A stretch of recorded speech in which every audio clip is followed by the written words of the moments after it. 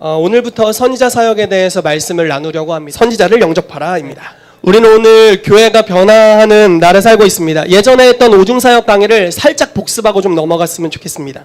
자, 와그너 박사님이 이렇게 얘기했습니다. 교회가 종교개혁보다 더 큰 변화를 경험하고 있다. 네, 척 피어스 목사님이 이렇게 얘기합니다. 교회는 리더십 혁명 한가운데 서 있다. 리더십 혁명이라는 건 예전에는 목사와 회중들 이런 체계였죠. 나 담임 목사, 여러분 청중 이런 구조였습니다. 그런데 하나님께서 이 리더십 구조를 변화시키고 계시다라는 것입니다. 자, 신디 제이콥스라는 선지자 이렇게 얘기했습니다. 교회는 두 번째 개혁에 진입했다. 5년 후 우리는 교회를 알아보지 못할 것이다. 교회가 달라질 것이다 라는 이야기입니다. 자, 계속 가보겠습니다. 하나님은 무슨 일을 하고 계시는가? 오늘날 하나님이 자신의 교회를 회복시키고 계십니다. 그분은 새로운 차원의 권능으로 역사하는 교회를 일으키기를 원하십니다. 그럴 때 지역들이 변화될 수 있습니다. 하나님은 자신의 새 포도주를 담을 수 있는 새 부대가 되도록 자신의 교회를 다시 만들고 계십니다. 여러분 이런 말씀 들어보신 적 있죠? 새 포도주는 새 부대에 담아야 되느니라. 그래야 터지지 않는다. 새 포도주를 옛 부대에 담으면 어떻게 돼요? 터져버리죠. 하나님께서 오늘날 부으시는 새로운 차원의 주님의 영광, 능력이 있습니다. 그런데 옛날의 구조 또는 비성경적인 구조로 그걸 담아내려고 할 때 터져버립니다. 감당이 안 되는 거죠. 예를 들어 성령의 사역이 풀어지기를 원하지만 선지자를 인정하지 않습니다. 그러면 안 되죠. 우리가 성령님을 환영합니다. 그렇지만 예언은 싫습니다. 그러면 안 되죠. 왜냐하면 성령님이 예언하게 하시는 영이시니까요. 이해되시죠? 우리는 치유를 인정하지만 예언은 원하지 않아요. 그건 안 되죠. 근데 그런 겁니다. 부대가 터져버리는 거죠. 성령님이 임하시면 또 그분을 존중하는 교회라면 그분이 하시는 것은 뭐든지 하실 수 있도록 부대를 준비시켜야 되는 것입니다. 그래서 하나님께서 자신의 교회, 이 부대를 회복시키고 계십니다. 자, 우리는 가죽 부대에 대해서 이야기를 예전에 많이 했습니다. 포도주를 담는 가죽병이라고 말할 수 있고요. 새 부대에는 포도주가 발효되면서 팽창할 수 있는 공간이 있습니다. 부대가 오래되면 가죽이 단단해지고 터지기 쉬워서 더 이상 사용할 수가 없습니다. 자, 말씀을 한번 같이 읽어볼까요? 오, 잘 보이죠? 새 포도주를 낡은 가죽 부대에 넣는 자가 없나니 만일 그렇게 하면 새 포도주가 부대를 터뜨려 포도주가 쏟아지고 부대도 버리게 되리라. 아멘. 이런 이제 말씀이죠. 새 포도주는 새 부대에 넣어야 됩니다. 반드시 그렇습니다. 하나님의 영광이 새 포도주입니다. 그래서 우리가 지난 3주간 예배에 대한 말씀을 나눈 것입니다. 왜냐하면 예배할 때 하나님의 영광이 풀어지기 때문에 그렇습니다. 아멘. 여러분들의 삶에도 동일합니다. 주님, 하나님의 뜻대로 살고 싶은데 권능이 부족합니다. 어떻게 해야 됩니까? 하나님을 예배하십시오. 주님의 영광이 임할 것입니다. 그 영광 안에 주의 권능이 함께 올 겁니다. 하나님의 영광이 새 포도주라고 말할 수 있습니다. 오직 새 부대가 그것을 담을 수 있는데 부대는 교회입니다. 저희가 바로 하나님을 담는 부대입니다. 교회는 부흥을 부르짖고 있습니다. 이건 매 세기마다 그렇습니다. 요즘도 부흥을 계속 부르짖죠. 주님 부흥을 주십시오라고 계속 부르짖습니다. 주님 우리에게 새 포도주를 주십시오라고 구하는 것입니다. 하나님의 영광을 부어주십시오. 성령의 능력을 부어주십시오. 이렇게 구하는 거죠. 그런데 주님이 오히려 이렇게 우리에게 물으십니다. 내가 부어주길 원하는데 그것을 담을 가죽 부대가 준비됐니? 그릇이 준비되었느냐? 라고 물으시는 것이죠.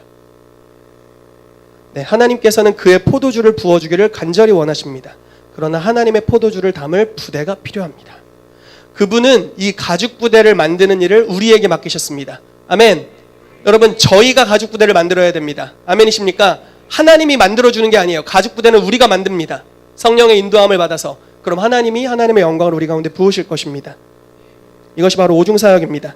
자, 신약 성경은 하나님의 포도주를 담을 수 있는 부대를 만드는데 우리가 필요로 하는 모든 것을 하나님이 이미 주셨다라고 말합니다. 에베소 4장 같이 읽어볼게요. 시작.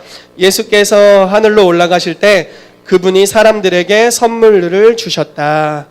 영광스럽게 부활하신 예수님, 승천하신 예수님께서 선물을 이 땅에 부어주셨습니다. 그 선물이 오중사역입니다. 여러분 이렇게 생각해보죠. 사도와 이제 선지자에 대해서 우리가 말씀을 나눌 겁니다. 사도와 선지자, 복음전환자, 목사와 교사 이 5가지 직분을 주셨는데 이 직분을 가진 사람 안에 있는 은사가 선물입니까? 이 사람 자체가 선물입니까? 자, 예언이 선물입니까? 예언하는 사람이 선물입니까? 우리가 선물, 은사라는 측면을 생각해보면 대부분 예언이 선물이고 방언이 선물이고 이렇게 생각하기 쉽죠. 그런데 지금 여기서 예수님이 주셨다는 선물은 이 사람 자체입니다. 여러분 선지자라는 사람 자체가 하나님의 선물이라는 거예요. 아멘이십니까? 예를 들어 제가 제 아내를 만나기 전에, 결혼하기 전에 이제 생각을 하는 겁니다. 아내의 스펙 띡띡띡띡띡띡, 아내의 성품 띡띡띡띡띡. 이 스펙은 나에게 선물이야. 그러므로 이 여자를 받아들이겠어. 괜찮나요? 아니 괜찮나요? 이 좋은 남편인가요? 어때요? 이런 남자랑 결혼하고 싶으세요? 제 아내가 왜 뒤로 갔다 올까요? 예, 이건 아니죠. 왜냐하면 이 안에 있는 기능이 선물이 아니라 이 사람 자체가 내 선물인 거죠. 믿으십니까? 아멘, 아멘, 아멘. 사람이 선물입니다. 자, 이 오중사역, 이것이 교회를 향한 하나님의 디자인이었습니다. 이것이 하나님께서 교회에 원하시는 세 부대입니다. 자, 넘어가 보죠. 예수님은 5가지 은사를 주셨는데, 자, 사도같이 생겼습니까? 자, 사도입니다. 한번 읽어볼까요? 사도들은부터 읽어봅시다. 시작. 교회의 질서를 세우도록 은사를 받은 남자와 여자. 네, 하나님의 권위를 가진 사람들이고 질서를 세우는 은사가 있습니다. 자, 선지자들은 읽어봅시다. 시작.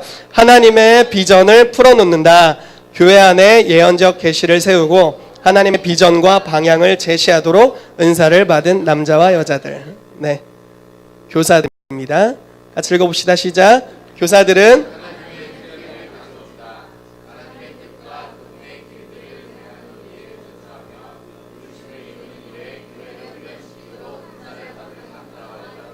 자, 목사들 읽어봅시다. 시작. 양무리를 안위하고 양육하며 보호하고 새로 믿게 된 데를 세우는 은사를 받은 남자와 여자들. 네, 마지막 복음 전도자들입니다. 복음 전도하게 생겼죠. 자, 같이 큰 목소리를 읽어보겠습니다. 시작. 복음 전도자들은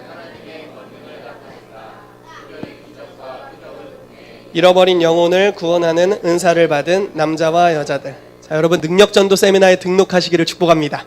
네, 하나님의 권능을 나타내는 것입니다. 특별히 기적과 표적을 통해 잃어버린 영혼을 구원하는 사역인데, 저도 개인적으로 복음 전도 은사는 이렇게 없는 것 같습니다. 전도 나갈 때마다 그렇게 두렵고 떨릴 수가 없습니다. 무섭고 도대체 내가 왜 이 세미나를 하지? 뭐 이런 생각이 들 정도로 저 굉장히 무섭습니다. 그런데 어쨌든 이 흐름에 참여하고 싶습니다. 네, 여러분들도 같이 동참해 주시기를 바랍니다. 자, 이것이 교회 사역을 향한 하나님의 계획, 뭐라고 해야 될까요? 이 팀 사역의 구조입니다. 사도와 선지자와 복음 전원자와 목사와 교사의 구조라고 볼 수 있죠. 오중 사역이라고 불리고 있죠. 공통의 목적을 가지는 5가지의 다른 은사입니다. 공통의 목적이 무엇이냐? 성도를 준비시키는 것. 무엇을 하도록 준비시키느냐? 사역의 일을 하도록 준비시키는 것입니다. 여러분, 사도가 세워지는 것, 선지자가 세워지는 것, 복음 전하는 자, 목사, 교사가 세워지는 것을 두려워하지 마십시오. 그런 직분들이 세워지면 모든 성도에게 그 기름 부으심이 흘러갑니다. 그럼 한 성도가 5가지 팀 사역을 통한 기름 부으심을 다 받게 됩니다. 이 사람은 그냥 딱 선지자밖에 없었어요. 목양적인 마음도 없고 뭐 구조도 없어, 뭐 우리 티칭도 없어, 질서도 없어, 아무것도 없었어요. 그런데 사도와 선지자, 복음 전한 목사와 교사의 티칭 안에서 기름 부으심 안에서 자라게 된다면 자기의 부르심은 궁극적인 목적을 따라갈 것이고 다른 연약했던 성품들은 다 자라나게 될 겁니다. 그래서 오중 사역이 필요한 것이죠. 네, 그렇게 되면은 초대교회의 빌립이나 스데반 같은 우리가 생각하는 집사님들, 근데 이 사람들 담당이 뭐였냐면요, 쌀을 퍼주는 집사님들이었어요. 식당, 주방 담당 집사님들. 주방 담당 집사님들이 표적과 기사를 행하고 한 마을 전체를 주님께로 돌이키는 일을 했습니다. 왜냐하면 오중사역의 권위 안에 있었기 때문에 이런 일이 풀어졌던 거죠. 교회가 부대를 준비하게 될 때 하나님께서 이와 같은 일을 행하실 줄로 믿습니다. 아멘. 자, 하나님의 계획은 모든 교회 가운데 잘 준비된 사역자들이 가득하여 어디를 가든지 예수님의 일을 행하는 것입니다. 결과는 부흥을 가져다 갖고 오는 것이죠. 자, 이것이 하나님의 세 가죽 부대입니다. 어떻게 기능하는지 봅시다. 복음 전도자들이 사람들을 예수님께로 이끕니다. 전도. 그러면 이제 목사들이 위로하고 돌봅니다. 그러면 선지자가, 복음 전도자가 새신자를 이제 예수님께로, 이제 교회로 데려왔습니다. 예수님 영접 교회로 데려왔어요. 그럼 목사들이 케어해 주는 거죠. 이 사람을 치유해주고, 내적 치유해주고, 돌보아주고, 뭐 필요하다면 축사를 해주고 이러면서 돌봐주는 겁니다. 그럼 선지자가 이 사람을 향한 하나님의 궁극적인 부르심을 선언해 줍니다. 너의 목적지는 저기야. 하나님 너를 이 목적을 위해 부르셨어 라고 선언해 줍니다. 그러면은 교사가 짠짠짠 등장합니다.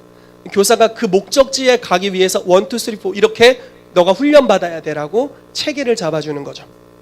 그러면은 훈련된 사람을 사도들이 질서대로 세우고 이렇게 파송하는 역할을 합니다. 이래서 오중사역이 일어나게 되고 성도들이 준비됩니다. 교회가 강력한 군대가 됩니다. 할렐루야. 자, 오중사역의 결과 빠르게 갑시다. 같이 읽을게요. 시작.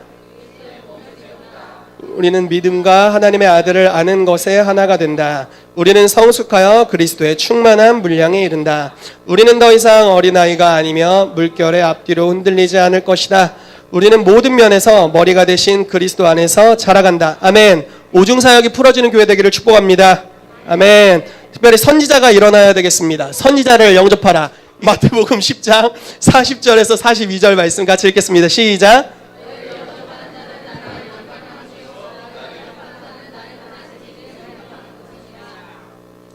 계속하세요.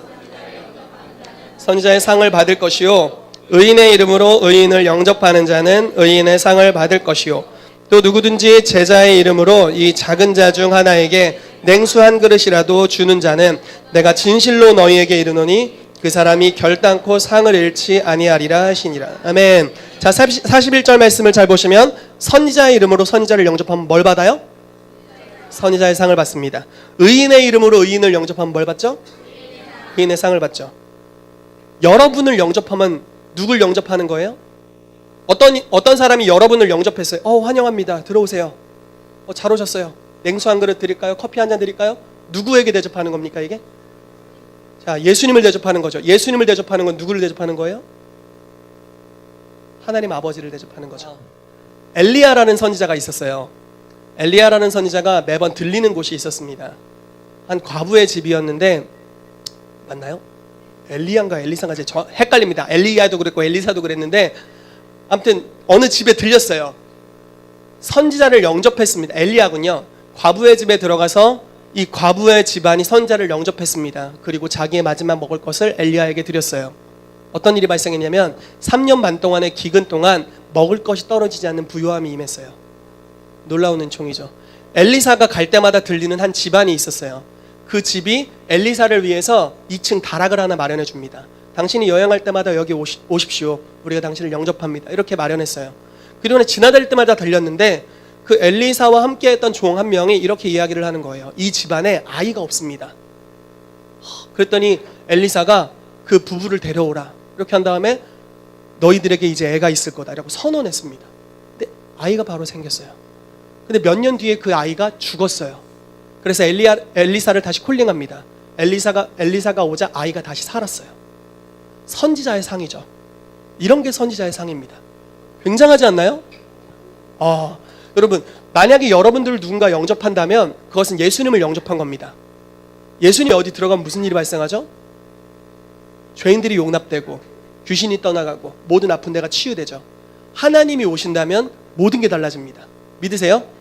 그러면 여러분 이 말씀을요 계속 저희가 이제 강조하는 것 중에 하나가 모든 하나님의 약속은 믿음으로 받습니다. 믿음은 계시로 말미암아 와요. 말씀이 어느 날 띵 하고 깨달아질 때, 여기 전구 빵 할 때 말씀을 어느 순간 지식으로 듣다가 어느 순간에 마음으로 믿어지는 순간이 있습니다. 그게 계시가 되는 거죠. 계시로 임한 말씀이 우리 가운데 믿음을 가져옵니다. 믿음 말씀을 우리 가운데 실제로 경험할 수 있게 돼요. 만약에 우리가 이 말씀, 너희를 영접하는 자는 나를 영접하고 나를 영접하면 나를 보내신 이를 영접하는 것이다. 선지자 이름으로 선지자를 영접하는 상 받고 의인 상 받고 제자 중 여러분들 중에 아무라도 우리 공유에게 냉수 한 그릇 대접한 자, 공유에게 아이스크림 하나 대접한 자, 공유에게 초콜릿 하나 준 자, 결단코 상을 잃지 않으리라. 할렐루야. 이 말씀이 만약에 우리 가운데 계시로 오게 된다면 얼마나 상 받기가 쉽습니까? 타겟이 저기 있는데. 할렐루야. 아멘. 선지자를 영접하게 되시기를 축복하고요. 우리 가운데 존중하는 은혜가 있게 되기를 축복합니다. 아멘. 자, 존중은 아주 중요한 가치입니다. 아주 중요한 가치입니다. 예수님께서는 연약했던 제자들을 영접하는 것이 예수님을 영접하는 것이라는 권위를 두셨어요. 주님, 나 이 벌레 같은 난데요. 이렇게 말할 수 있겠지만 너를 영접하면 나를 영접한 거야 라고 말씀하신 거죠. 우리가 만약에 선지자처럼 보이지 않는데요? 성품이 개털인데요? 이렇게 얘기할 수 있겠 그러나 이 사람을 선지자로 영접한다면 선지자의 상이 임하게 되는 거죠. 여러분, 선지자의 상이 뭘까요? 여러 가지가 있을 수 있겠죠. 근데 성경에서 선지자의 상을 하나 이야기하는 부분이 있습니다. 말씀을 같이 읽어볼게요. 시작. 드고와 들로 나가 이르되 유다와 예루살렘 주민들아, 내 말을 들을지어다. 너희는 너희 하나님 여호와를 신뢰하라. 그리하면 그의 선지자들을 신뢰하라. 그리하면 형통하리라 하고, 나가니라를 나가라. 자, 선지자의 상이 무엇이냐? 선지자를 신뢰하면 형통하다라고 말하고 있습니다. 선지자의 상은 형통함입니다. 우리가 하나님의 음성을 실제로 듣고 선지자들이 우리 안에 있다면 우리는 그분의 뜻대로 살아가기 때문에 형통함을 가져오게 됩니다. 와그너 박사님이 이런 이야기를 했습니다.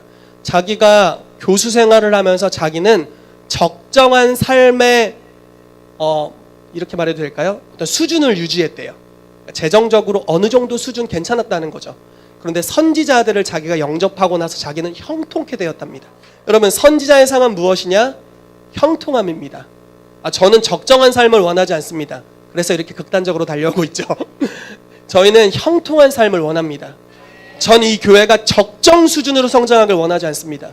적정 수준의 기름 부음, 적정 수준의 예배, 적정 수준의 설교, 적정한 성도들, 적정한 헌금, 원하지 않아요. 우리는 형통함을 원합니다. 이전 세대가 가보지 못한 수준의 부흥의 영광을 경험하길 원하는 것입니다. 아멘. 아멘. 선지자를 영접하기를 축복합니다. 아멘. 자, 이 말씀 같이 읽어보죠. 시작.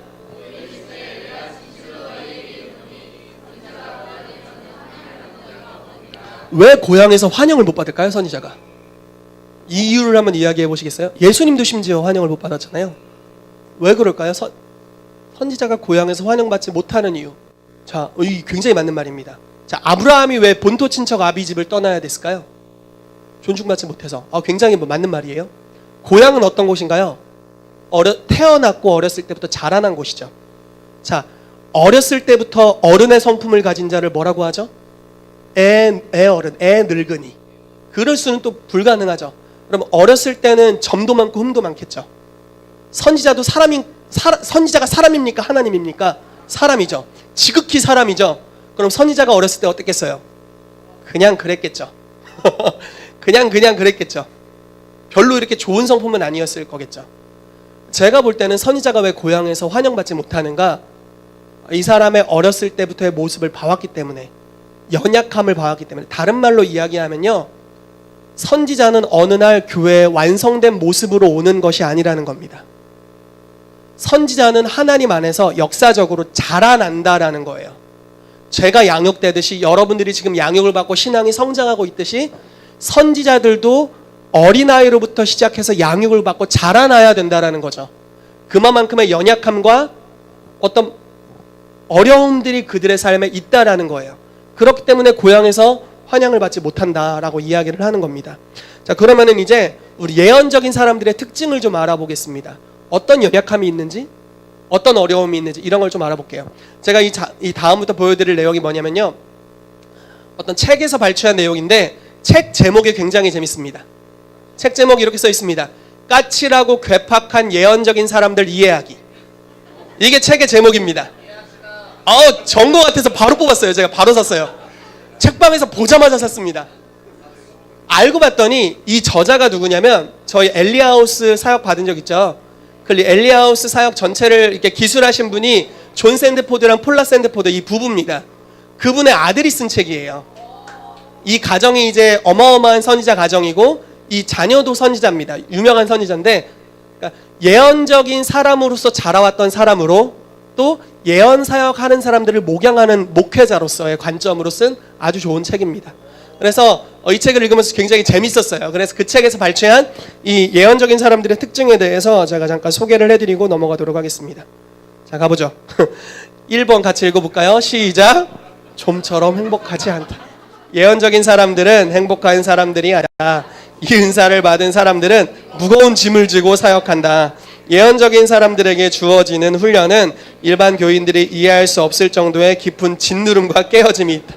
자, 두 번째입니다. 짐을 진대. 마음의 부담을 가지고 살아가고 있습니다. 갈라디아서 6장 2절에 너희가 서로 짐을 지라 그리하여 그리스도의 법을 성취하라라고 말합니다. 우리 같이 나머지 내용 읽어보겠습니다. 시작. 모든 짐지는 자가 다 선지자는 아니지만 모든 선지자들은 짐을 진다. 예언적인 사람들은 우리 주변에 있는 사람들의 마음에서 일어나는 것들을 깊이 있게 느끼고 있다.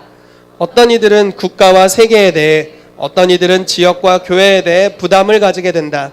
어떤 이들은 계속해서 다른 사람의 마음을 느끼기도 하고 하나님의 마음을 느끼기도 한다.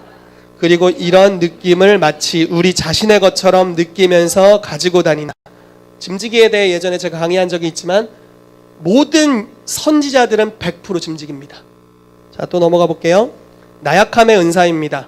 자, 예언적인 사람들에게 광야가 필요합니다. 이런 광야로 인해 나약함의 은사가 생깁니다. 제가 이거 어떤 부분은 받아들이지 않는 부분이 있는데 여러분 한번 잘 분별해서 읽어보세요. 왜냐면 바울이 자기의 삶의 계시가 큼으로 인해서 사단의 사자를 하나님이 주셨다. 그래서 아팠다. 뭐 이게 보통 좀 아팠다라고 해석하는 게 맞는 것 같습니다. 근데 병이 있었다라는 건데 바울이 3번이나 주님께 간구했지만 받아들여지지 않았습니다. 이게 나약함의 은사인데 예를 들어 이런 거예요, 여러분. 예언이라는 은사는 성숙했을 때 굉장히 강력합니다. 미성숙했을 때 굉장히 파괴적입니다. 자극이 큰 사람들이에요. 어쨌건 하나님 나라에서든 마귀의 나라에서든 어마어마한 영향력을 가진 은사입니다. 이 자체적으로요.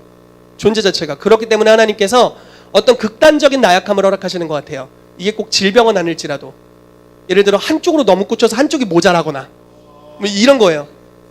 영은 너무 발달했는데 현실감 너무 없거나 이런 영역입니다. 내 얘기하는 것 같아. 마음이 안 좋아. 자, 말씀 같이 읽어볼게요. 마태복음 16장 24절 시작. 예수께서 대사들에게 이르시되 아무든지 나를 따라오려거든 자기를 부인하고 자기 십자가를 지고 나를 쫓을 것이니라. 아멘. 자, 지속적으로 자아와 성품을 다루기 위한 훈련이 있습니다. 그래서 나약함이 전제되는 어린 시절에 그런 경향이 있습니다. 왜냐하면 광야라는 것은 하나님을 의뢰하고 하나님으로부터 모든 공급을 받습니다. 근데 하나님이 아닌 자기 가운데 있는 선천적으로 타고난 예언적인 은사나 재능을 의지할 때 이게 파괴적으로 되기 때문에 극단적인 나약함의 은사들이 삶에서 보여지기가 쉽습니다. 이해되시죠? 자, 4번째 기질을 한번 읽어볼게요. 시작. 괴짜 기질을 가지고 있다. 괴짜 기질이 있다라는 거죠. 한번 같이 읽어보겠습니다. 시작. 예언적인 사람들은 일반 사람들처럼 생각하고 느끼고 행동하지 않기 때문에 다른 사람들로부터 거부당한 경험들이 있고 이로 인해 그들은 매우 괴짜적인 기질을 갖게 된다. 심지어 그들은 다른 사람들, 즉 가족들이나 그들이 사랑하는 사람들에 의해서도 이해받지 못하고 있고 그들 스스로도 자신을 좀처럼 이해하지 못하고 있다. 이들은 내면적으로 직면하고 있는 다른 많은 것들과 마찬가지로 자신에 대한 이해의 부족이 이들의 성숙과 치유를 늦춘다. 내가 아는 예언적인 사람들 가운데 이것을 경험해보지 않은 사람은 없을 것이다. 이런 겁니다. 나에 대해서 다른 사람들이 날 이해를 못해요. 근데 가만히 생각해보니까 나도 내가 이해가 안 가. 이런 경우입니다. 내가 왜 이렇게 느끼고 있지? 내 마음이 왜 이러지? 내가 이렇게 왔다 갔다 거리지? 이런 거예요. 아무튼 괴짜 기질을 가지고 있습니다. 네, 자기 방어를 잘한다입니다. 자, 읽어보겠습니다. 시작. 예언의 은사가 있으면서 짐지기 기질을 가지고 있는 상당수의 아이들은 가족 내에서 희생양이 되어왔다. 이들은 가족이 가지고 있는 짐들과 표현하지 못하는 것들을 대신 짊어져 왔다. 그래서 본능적으로 형제와 자매들 그리고 부모들이 감정에 예민한 이 아이에게 자신의 고통을 투사하면서 그들을 비웃고 학대하고 그리고 이로 인해 예언적인 아이에게 거부당함의 뿌리를 형성해주고 그들의 생각을 오염시키게 된다. 계속 봅시다. 시작. 예언의 은사를 가진 아이는 다른 사람들이 이상하게 생각하는 것들을 경험한다. 영적인 꿈을 꾸고 천사와 마귀의 방문을 받고 환상을 본다. 그래서 순진한 아이가 가족과 친구에게 이야기하면 비웃음을 사게 되고 결국 거부의 뿌리를 더욱 강화시키는 것이 된다. 이에 대한 반응으로 이 아이는 다른 사람들의 비판과 연약해질 것에 대한 두려움에 기초해서 합당치 않은 자기 방어 기제를 형성하게 되고 이것은 성인이 되어서도 계속 이어진다. 그 결과 예언적인 사람들은 자신에게 치유가 되고 유익이 되는 좋은 관계들을 무의식적으로 거부하게 되고 때로는 고의적으로 거부하게 된다. 이해가 좀 되시죠? 이러한 경향으로 인해서 어떤 상처들이 생기게 되는 거죠. 그래서 자기 방어가 생겨서 자기에게 도움을 줄 수 있는 사람을 오히려 자기가 밀어버리는, 왜냐면 거절감의 쓴뿌리들이 형성됐기 때문에 이런 일들이 있을 수 있는 겁니다. 자, 또 넘어가 보죠. 외로움과 소외. 안 좋은 것만 나오는 것 같아 자꾸. 자세히 읽어보시면 좋은 게 있어요. 네, 같이 읽어보겠습니다. 시작. 예언적인 사람들은 다른 사람들이 별 관심을 갖지 않는 인생과 개념에 대해 질문을 던지고 이러한 질문들에 대해 깊이 몰두한다. 이처럼 서로 공통된 관점이 부족해서 사람들은 우리 친구나 동료로서 관계를 맺는데 어려워하게 되고 우리도 그들과 관계를 맺는데 곤란을 겪게 된다. 예를 들어 내가 중요하게 여기는 것은 장차 다가올 재앙과 같은 영적인 문제. 너무 심각하죠. 영적인 문제, 장차 다가올 재앙.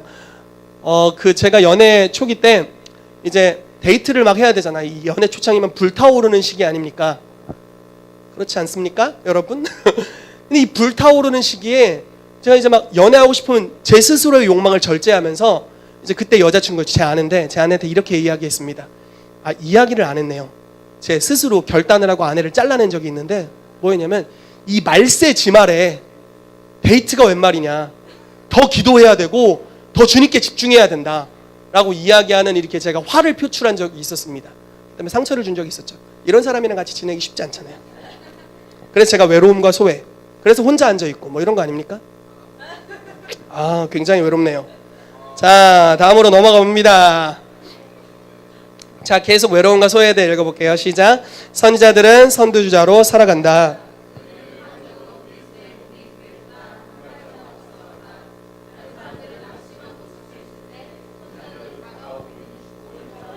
미리 기뻐하고 있을 수 있다. 아니면 다른 사람들이 선지자들이 이미 보았던 그 축복을 붙잡고 기뻐하고 있을 때 선지자들은 또 다시 앞서가서 다가올 실패와 배교를 바라보면서 슬퍼하게 된다. 이해되시죠? 남들 다 기뻐하고 있는데 앞에 다가올 어려움들을 보면서 그리고 이제 남들 다 슬퍼하고 있는지 앞에 다가올 소망을 보면서 이 다른 흐름 안에 있는 거죠. 그래서 조금 어렵습니다. 자, 7번 특이한 체험을 합니다. 여러 가지 특이한 체험과 영적 경험을 합니다. 그리고 그것을 일반적인 사람들과 나눌 때 거절을 경험하게 됩니다. 자, 어떤 젊은 선지자는 다른 사람들과 함께 그들이 좋아하는, 이제 자기가 좋아하는 게 아니에요, 그들이 좋아하는 게임을 하고 어울려 놀지만 그때마저도 그는 혼자이다. 아니면 다른 사람들과 하나 되지 못한 채 자기 자신만의 흐름을 가지고 가기도 한다. 왜냐하면 그는 상대적으로 역기능적이기 때문이다. 그는 아마도 친한 친구를 한 번도 가져보지 못할 수도 있다. 오, 주여, 제 얘기가 아니길 바랍니다. 그는 다른 사람들에게 자신이 보고 느낀 것을 나누어서는 안 된다는 것을 아주 오래전에 배웠다. 솔직하니까 거절당했던 경험이 있는 거죠. 그래서 이런 이제 경향이 생기는 겁니다. 특이한 체험을 하면서 또. 자, 같이 좀 읽어봅시다. 시작. 결국 그가 외로움을 어떻게 다루느냐 하는 것이 그의 인생의 모습을 형성하게 된다. 즉 소외와 자기 방어라고 하는 힘들고 쓰라린 일을 계속해서 걸어갈 것인지, 아니면 다른 사람들에게 평강과 사랑을 주는 원천인 하나님과의 깊고 달콤하고 친밀한 교제를 가질 것인지를 결정하게 된다. 그는 어느 한쪽을 선택할 때까지 이 두 사이에서 방황할 것이다. 그는 여러 좋은 도움과 하나님의 손이 필요하다. 이런 도움이 없다면 그는 정죄하고 심판하는 말로 목사와 성도들을 학대하는 불순종하고 냉혹하고 거만한 자칭 선지자의 계열에 속하게 될 것이고, 결국 사람들은 그가 떠날 것을 요구할 것이다. 이게 이제 거절감이 결국은 선지자 사역으로 나갔을 때 또 거절을 당하게 되는, 쓴뿌리가 되뿌리 되는 일들이 있다라는 거죠. 그래서 이런 이제 다루심이 좀 필요한 것 같습니다. 네, 이해가 부족하다. 같이 좀 읽어보죠. 시작. 예언적인 사람들은 자신의 행동이 얼마나 다른 사람들에게 이상하게 보이는지 잘 인식하지 못하고 있고, 그들과 다른 사람들 모두가 완전히 이해하지 못하는 방식으로 대화하게 된다. 예를 들어 세례 요한은 낙타토롯을 입고 메뚜기를 먹었다. 에스겔은 성벽에 구멍을 내고 사람들이 볼 수 있도록 온종일 그의 여행 가방을 메고 다녔다. 그리고 그는 공공장소에서 장난감 도시를 짓고 430일 동안 옆으로 누워 있었다. 그것도 충분치 않자 자신을 밧줄로 묶고 다녔다. 이게 바로 선지자입니다. 이해가 안 되죠. 이해가 안 되죠. 이 저자의 아버지가 이제 존 샌드포드 목사님인데, 자기는 어렸을 때 자기 아버지가 오는 것을 항상 알고 있었대요. 왜냐하면 신령에서가 아니라 아버지가 운전을 하면서 오픈카는 아니었을 텐데 창문을 열고 방언으로 동네가 떠나가도록 큰 소리로 예배하면서 왔대요. 와라라라 막 이러면서 온 거죠. 근데 자기는 그게 어려움이 없었대요. 분명한 건 엄마는 엄청 어려워했었대요. 그런 아버지랑 살았답니다. 이해가 부족한 거죠. 자기가 이렇게 하는 거에 대해 다른 사람이 어떻게 생각하는지에 대한 이해가 많이 부족한 겁니다. 자, 거부당한 경험은 있습니다. 우리 같이 읽어보겠습니다. 시작. 예언적인 사람들은 어쩔 수 없이 거부당함에 직면하게 된다. 성경을 보면 사람들은 예레미야를 우물에 집어던졌고 이세벨로부터 목숨을 건지기 위해 도망쳐야만 했다. 예언적인 부르심과 그 결과에 완전한 평화를 이루지 못한 사람들은 이런 거부당함의 때에 매우 힘들 수 있다. 그들은 사람들의 부정적인 반응에 대해 미리 준비를 하고 자신들을 무장하고 있기 때문에 화가 나 보이고 자기 방어적인 모습으로 비춰질 수 있다. 그들은 거짓말을 듣고 잘못 이해되고 잘못 인식되어짐으로써 상처를 받게 된다. 자, 제가 좀 읽어드릴게요. 우리 예언적인 사람들은 예수님처럼 용서하는 사람이 되기를 원하지만 사실 우리도 다른 사람들과 똑같은 사람이다. 그냥 용서하기가 어렵다는 거죠. 우리는 현재 그 과정 중에 있고 아직 완성된 것이 아니다. 따라서 거만하게 보이는 것이 실제로는 자기 방어일 수 있다. 강직하고 교만해 보이는 외적인 모습이 그들의 부드러운 마음과 상처받은 마음을 숨기는 것일 수 있다. 따라서 예언적인 사람들을 양육하는 이들은 그들의 방어적이고 심지어 공격적으로 보이는 외적인 모습을 볼 수 있어야 한다. 자, 10번째 특징 같이 읽어볼게요. 시작. 생명을 위협하는 큰 사고를 겪었다. 뭐 다 그렇진 않겠지만 많은 사람들이 이렇답니다. 자, 예언적인 사람들이나 높은 부르심을 받은 사람들은 생명을 위협당하면서 이 세상에 태어나거나 아니면 특별히 어린 시절에 죽거나 심하게 다치는 경험을 하는 것이 일반적이랍니다. 죽었다 살아나는 경우도 많습니다. 예언적인 부르심이 있는 사람들 중에서요. 실제로 띠 했는데 살아나는 경우들이 있습니다. 띠 했다가 천국 갔다가 다시 돌아와서 다른 삶을 사는 이런 선지자들도 좀 봤습니다. 우리의 원수는 그들의 사역이 많은 사람들에게 영향을 주기 전에 그들의 운명의 싹을 잘라버리기 원하는 것이다. 자, 모세가 태어날 시즌에 바로왕이 2세 미만 다 죽이라고 했죠. 어린 남자아이들 다 죽이라고 했고 헤롯 왕 때 이제 2세 미만의 아이를 다 죽여라 라는 명령을 했습니다. 여러분, 오늘날 왜 이렇게 낙태가 많을까요? 이건 사단의 역사입니다. 이건 정사와 권세 잡은 자가 역사하는 거예요. 낙태는 문화가 아닙니다. 스피릿입니다. 왜 죽이는가? 이제 마지막 때에 예수님을 닮은 하나님의 사람들이 일어나서 이 땅을 변화시킬 세대가 다음 세대로 태어나고 있습니다. 이들의 싹을 잘라내려는 게 사단의 의도죠. 낙태를 반드시 반대해야 됩니다. 아멘이시죠? 아멘. 헤롯 때와 같은 역사가 지금도 풀어지고 있는 겁니다. 그러나 하나님께서 모세와 같은 예수님과 같은 사람들을 일으키실 줄로 믿습니다. 아멘. 마지막인데요. 같이 읽어봅시다. 인생에 대해 너무 심각해한다. 같이 읽어볼게요. 예언적인 사람들은 삶과 자신에 대해 너무 심각하게 생각함으로써 웃거나 노는 것을 잘하지 못한다. 그래서 이들은 성숙되고 경험이 많아지고 십자가가 그들의 인격을 연단할 때까지 자유스럽게 놀고 마음껏 웃을 시간이 많지 않을 수 있다. 예언적인 사람들이 성숙해지는 데에는 예언적인 부르심을 받지 않은 사람보다 더 많은 시간이 걸린다. 이것은 100m 달리기와 마라톤의 차이와 같다. 마라톤은 결승선이 더 멀리 있기 때문에 거기에 도달하기 위해서는 더 많은 시간이 걸린다. 성숙하는데 많은 시간이 필요합니다. 그렇기 때문에 여러분 보십시오. 지금 현직 선지자들은 대부분 성품이 강합니다. 성품이 유약하고 섬세하고 부드러운데 선지자로 세워진 사람이 극히 드물어요. 왜 그럴까요? 선지자는 성품이 세야 될까요? 저는 그렇지 않다고 생각합니다. 교회가 보호를 제공해주지 못하고 이 어떤 선지자를 거절하는 문화를 뚫고 가야 했기 때문에 그런 강한 성향이 있을 때야만이 그 위치까지 갈 수 있었습니다. 그런데 하나님께서 더 많은 선지자를 일으키길 원하신다고 믿습니다. 많은 선지자들이 죽고 있어요. 더 일어나야 됩니다. 그렇게 하기 위해 어떻게 해야 되느냐? 문화를 바꿔줘야 됩니다. 교회의 토양이 선지자를 영접하는 토양이 되어야 되는 줄 믿습니다. 아멘. 그렇게 될 때 실제로 연약해 보이는 선지자들도 높은 영역의 부르심까지 갈 수 있을 줄로 믿습니다. 자, 여러분 한번 살펴보시면서 예언적인 사람들의 은사적 특징입니다. 읽어보시고 나는 어떠한가? 아까 앞에 11가지 보면서 혹시 나도 그랬나? 이런 거 한번 생각해 보시면서 다시 이걸 읽어보겠습니다. 시작. 환상과 꿈을 통해 성령께로부터 오는 계시를 구한다. 하나님의 마음과 목적을 분별한다. 다른 사람들을 강건하게 하고 격려하기 위해 주께로부터 오는 말씀을 전한다. 성령 안에서 보는 것을 통해 어떤 사건과 사람들을 해석한다.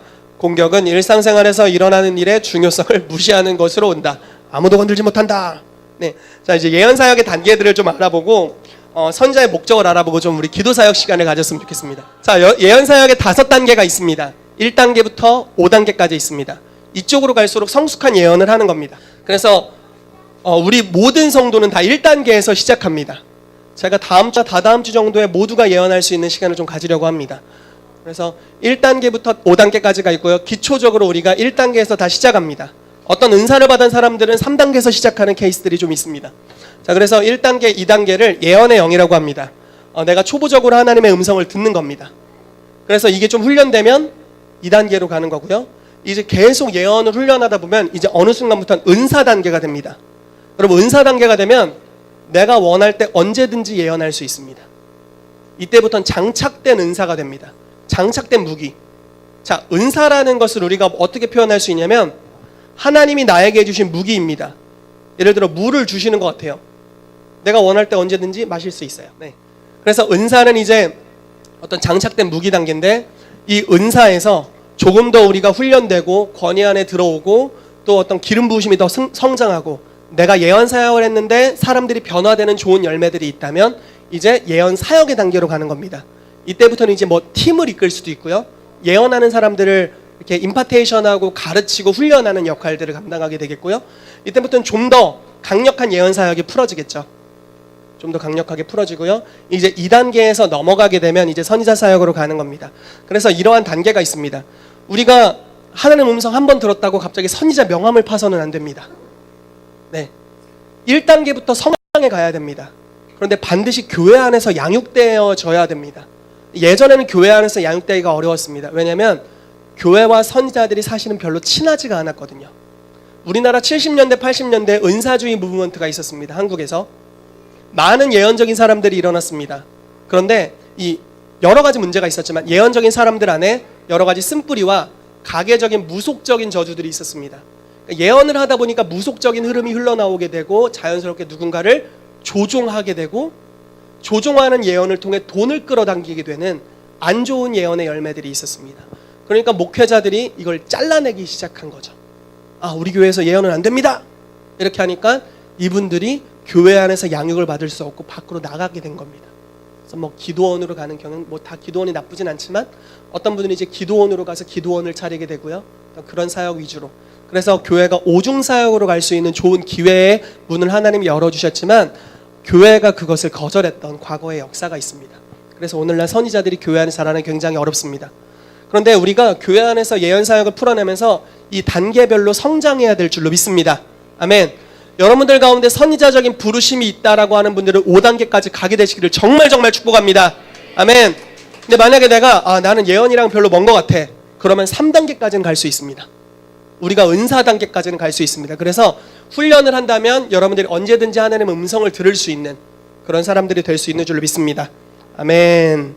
자, 선지자의 목적에 대해서 마지막으로 좀 살펴보고 오늘 기도하는 시간을 가졌으면 좋겠습니다. 자, 선지자의 목적 1번 같이 읽어주시죠. 시작. 네, 말씀도 같이 큰 목소리로 읽어주세요. 주무시지 마시고 큰 목소리로 읽어주세요. 시작.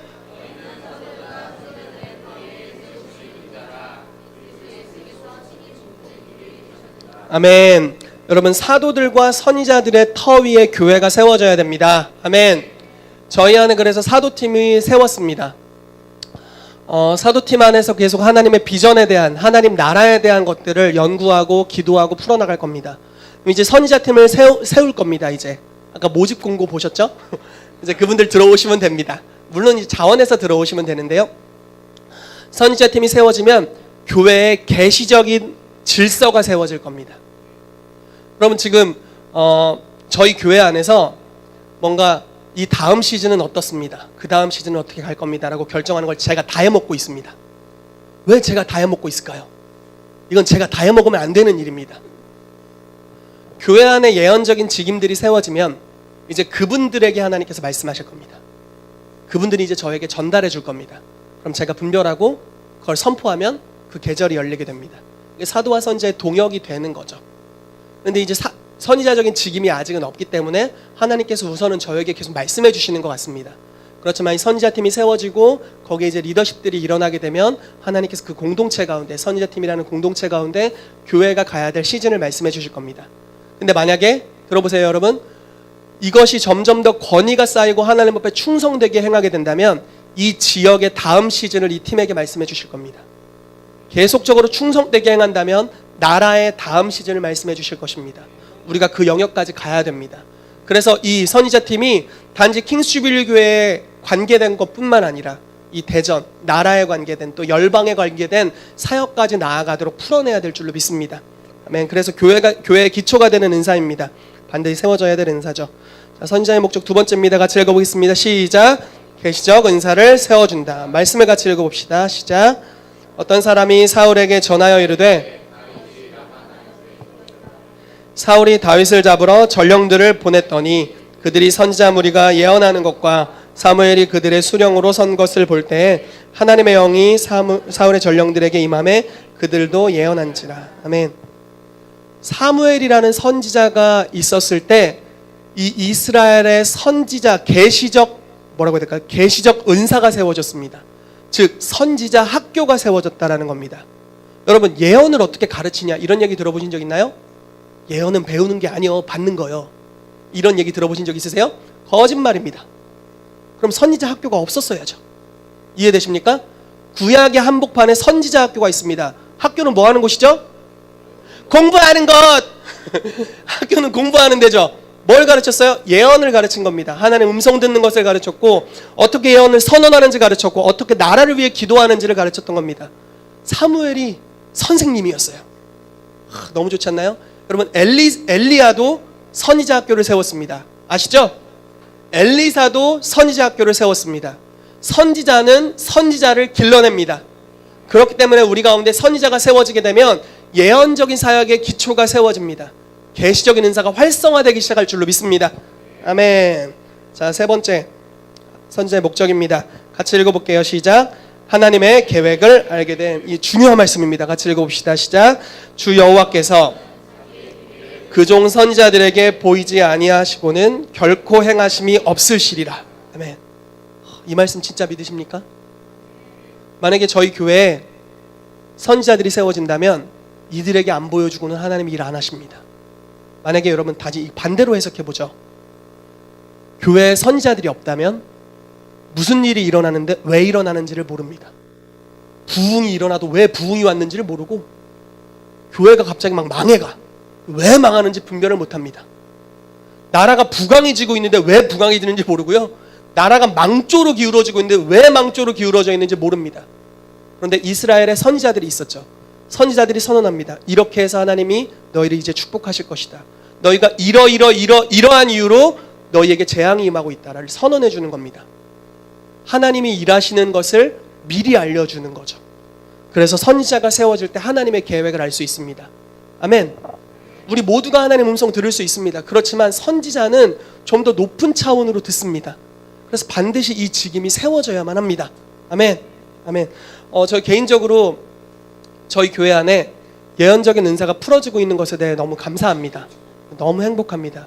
뭐 언제든지 어떤 성도에게 전화해서 저 예언 좀 해주세요 하면 예언을 들을 수 있는 이 교회 너무나 좋습니다.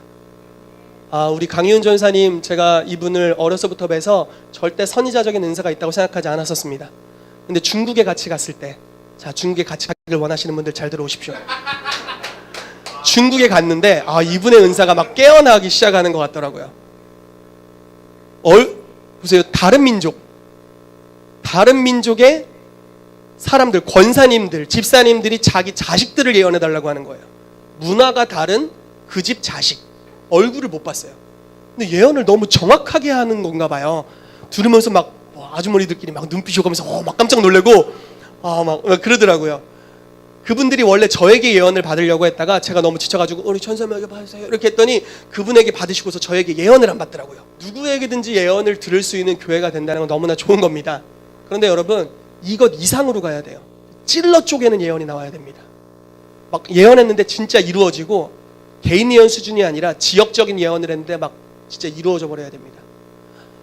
미국의 폴 케인이라는 선지자가 있었답니다. 이 사람이 뭐 좀 연약함도 있었던 사람인데요. 선지자는 다 연약하니까요. 이 사람이 LA에 어떤 하나님의 메시지를 전달하기 위해 갔습니다. 근데 이렇게 이 선지자가 예언하고 갔답니다. 하나님께서 나를 LA로 부르시는 날 그 지역에 지진이 있을 겁니다. 이렇게 예언을 해버렸어요. 그리고 LA에 비행기에서 딱 내리자마자 지진이 일어났습니다. 지진이 어느 정도 수준으로 강하게 일어났냐면 와그너 박사님 책에서 읽은 내용인데요. 와그너 박사님 책장 이제 뭐 교수니까 얼마나 책이 많겠어요? 책장이 다 넘어져가지고 3일간 정리를 할 정도로 지진이 심하게 일어났답니다. 선지자가 뜰 때 이런 일이 일어나는 거죠. 대단하지 않나요? 땅을 흔들 만한 계시를 가져오는 겁니다. 아직 저희가 그 정도 수준은 아니잖아요. 흔들리진 않는 것 같아요. 아직 내 마음은 좀 흔들리는데 아직 땅까지는 좀 안 흔들리는 것 같습니다.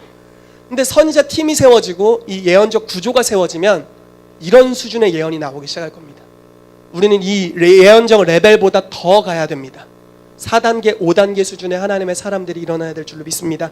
아멘. 에스겔 36장 37절 말씀 같이 읽겠습니다. 시작.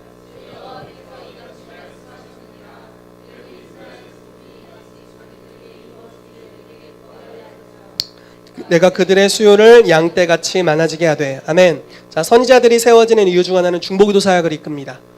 모든 중보기도자가 다 선지자는 아닙니다. 그렇지만 선지자들은 다 중보기도자입니다. 자, 모든 짐지는 사람이 다 선지자는 아닙니다. 그러나 선지자는 다 짐지는 자입니다. 이게 굉장히 재밌는 비유죠. 자, 이 신디 제이콥스가 한 말입니다. 모든 중보기도자가 선지자는 아니지만 모든 선지자는 다 중보자다 라고 선언했습니다. 그러니까 선지자들, 예언적인 사람들은 중보기도 사역의 리더들로 부르심 받은 겁니다. 사역을 이끌도록, 그래서 하나님의 예언의 말씀을 선포하고 그 예언이 이루어지도록 기도하는. 제가 이제 이번 주 LTG에 이사야서를 읽었습니다. 지난주도 이사야를 읽었고요. 그래서 66장까지 어제 저녁까지 다 읽었습니다. 이사야를 끝까지 읽으면서 선지자가 썼던 성경이잖아요. 그러니까 뭐 기자가 되었던, 영감을 받아 썼던 성경인데 이 성경을 읽으면서 되게 신기했습니다. 왜냐면 예언하고 기도하고 예언하고 중보하고 예언하고 기도하고 이게 반복됩니다. 계속. 여러분 한번 예레미야를 읽어보십시오. 아마 똑같을 겁니다. 예언하고 기도하고. 에스겔을 읽어보세요. 이게 에스겔이잖아요. 예언을 했어요. 그런데 하나님이 이렇게 말씀하십니다. 네가 예언을 했고 내가 약속했지라도 이스라엘 백성이 구하여야 된다. 이 예언이 이루어지도록 기도하여야 할 것이다. 아멘. 선지자들이 세워지게 될 때 중보기도 사역이 세워지게 될 겁니다. 예언을 하고 그것을 위해 기도할 거예요. 아멘. 그래서 주의 길이 예비될 것입니다.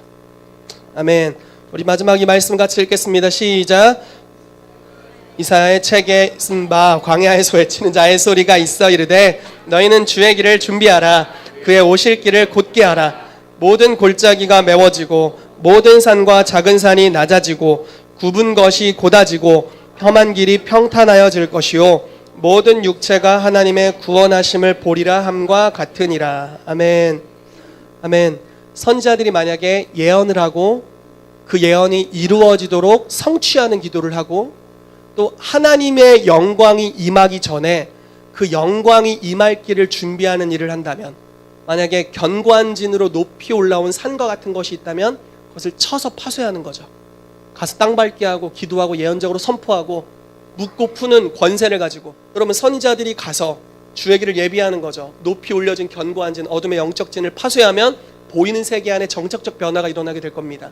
그래서 예언적으로 미리 가는 것입니다. 미리 가서 하나님의 영광이 올 길을 예비하는 것이죠. 하나님의 뜻이 선포됐지만 뒤에서 오고 있습니다. 근데 아직 오지 못하고 있어요. 왜냐하면 골짜기는 깊고 산은 높아서 치유받아야 될 영역이 있고 뚫어내야 될 견고한 진이 있기 때문에 그렇습니다. 그런데 선지자들이 이것을 뚫어줍니다. 대로를 수축해주는 것이죠. 그러면 하나님의 뜻이 전진해 올 것입니다. 대로를 통해서 이루어지게 될 줄로 믿습니다. 아멘. 이것이 선지자의 목적입니다. 자, 선지자를 존중하는 교회가 되어야 되겠습니다. 아멘. 우리 같이 기도하도록 하겠습니다.